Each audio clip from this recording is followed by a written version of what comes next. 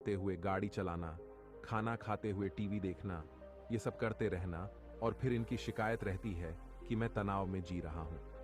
मेरा मन शांत नहीं रहता है, मैं चिड़चिड़ा सा हो गया हूं।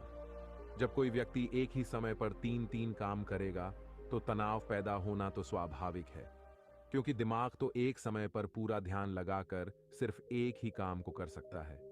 पूर्ण रूप से एक ही समय पर दो कामों पर ध्यान कभी नहीं लग सकता।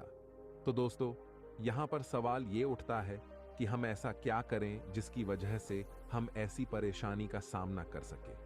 इसी सवाल का जवाब आज हम महात्मा बुद्ध की एक प्रेरणादायक कहानी से समझेंगे। ये बात उन दिनों की है जब भगवान बुद्ध मरवन में अपना समय व्यतीत कर रहे थे। इस समय तक भगवान बुद्ध की प्रसिद्धि दूर दूर तक फैल चुकी थी। बहुत दूर दूर से लोग अपनी चिंताओं और परेशानियों का समाधान खोजने भगवान बुद्ध के पास आते थे। ऐसे ही एक दिन जब बुद्ध मरवन में अपने शिष्यों को प्रवचन दे रहे थे, तो एक बड़ी उम्र का व्यक्ति अपने 22 वर्ष के पुत्र को अपने साथ लिए बुद्ध की तरफ चला आ रहा था।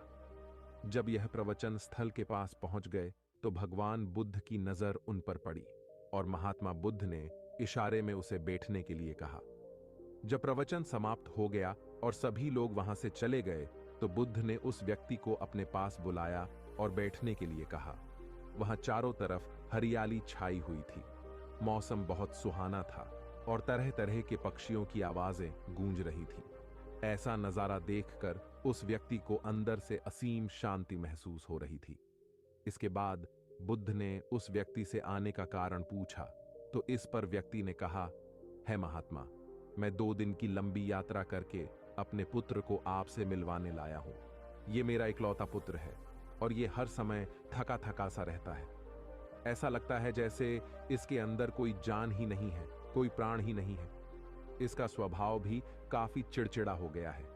अगर हम इससे कुछ भी कहते हैं तो ये हमारी छोटी छोटी बातों पर गुस्सा हो जाता है। इसके देखने की क्षमता भी उम्र से पहले ही कमजोर हो गई है और इसके बाल भी सफेद पड़ने लगे हैं। इतनी कम उम्र में इतनी बड़ी उम्र का लगना मुझे तो कुछ समझ नहीं आ रहा है। इसके साथ क्या हो रहा है? मैं अपने पुत्र की सलामती को लेकर बहुत चिंतित हूं। जब मैं अपने पुत्र को वैद्य जी के पास लेकर गया तो उन्होंने कुछ औषधि दी और कहा, अपने पुत्र को तनाव कम लेने के लिए कहो। वो अपने दिमाग में बहुत ज्यादा तनाव लेता है, इसलिए उसकी ऐसी हालत हो गई है। लेकिन मुझे उनके बहुत समझाने के बाद भी तनाव का मतलब समझ नहीं आया। मुझे नहीं पता कि तनाव होता क्या है, ये कौन से कारणों से आता है और उसे कैसे अपने पुत्र के दिमाग से निकालूं। लेकिन मुझे सबसे पहले तो ये समझना है कि तनाव होता क्या है। इसीलिए मैं आपके पास आया हूं। कृपया आप मेरी समस्या का समाधान कीजिए। ये सुनकर बुद्ध उसके पुत्र को बड़े ध्यान से देखते हैं, उसके चेहरे को देखते हैं, उसकी आंखों को देखते हैं और फिर उसके हाथों की नब्ज को भी देखते हैं। ये सारी विधि करने के बाद बुद्ध उस व्यक्ति से कहते हैं, तनाव लेना तो कोई नहीं चाहता, लेकिन फिर भी ये तनाव लोगों के दिमाग को जाल की तरह पकड़ लेता है और व्यक्ति जान भी नहीं पाता कि वो तनाव में जी रहा है। लेकिन अगर व्यक्ति तनाव के कारणों को अच्छे से समझ लेता है और तनाव के बारे में कोई ऐसा पैमाना बना लेता है जिससे वो जान सके कि वो कितने तनाव में है, तो वो इस समस्या का समाधान भी खोज सकता है। सबसे पहले तो तुम ये समझो कि तनाव होता क्या है।